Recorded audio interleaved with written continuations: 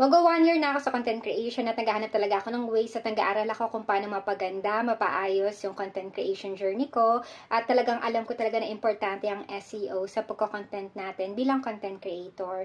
So, balak ko talaga, gusto ko talaga, pangarap ko talaga mag-subscribe kay Miss Ara Solis kasi alam ko talaga ang background niya is in SEO at ginagamit talaga niya yung SEO when it comes in creating content at yung pag-build na account niya. So, gusto ko talaga yon para ma-build ko yung account ko. So, ano nga ba yung SEO? Syempre, napag-aralan ko.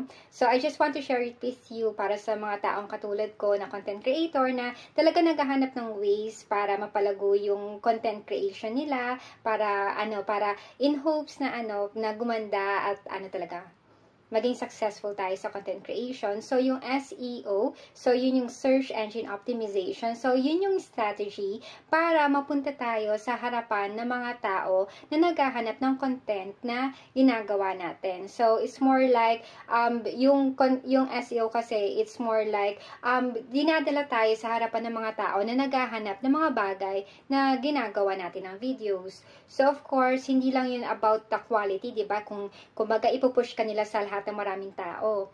Pero dapat kailangan i-push nila tayo sa tamang tao para sa atin.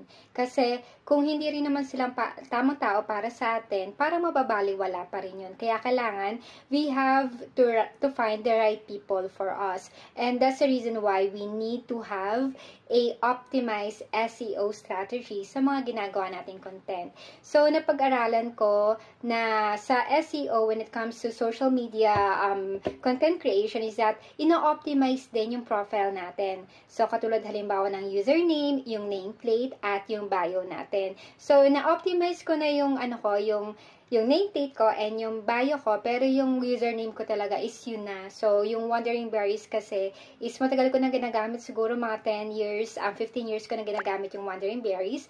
And I really like the name at nagkaroon na rin ako ng website about it. So, plano ko ulit na gumawa ng website about Wandering Berries. So, kaya ginamit ko na rin siya.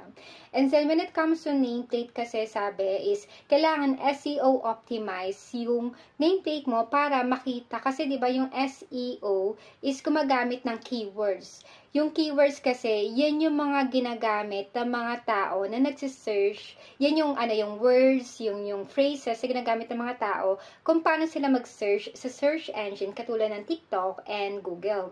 So, kung halimbawa, katulad ko, in-optimize ko siya as beauty and skincare vlogger and Roseberry. So, yung skincare and beauty, yan yung mga most search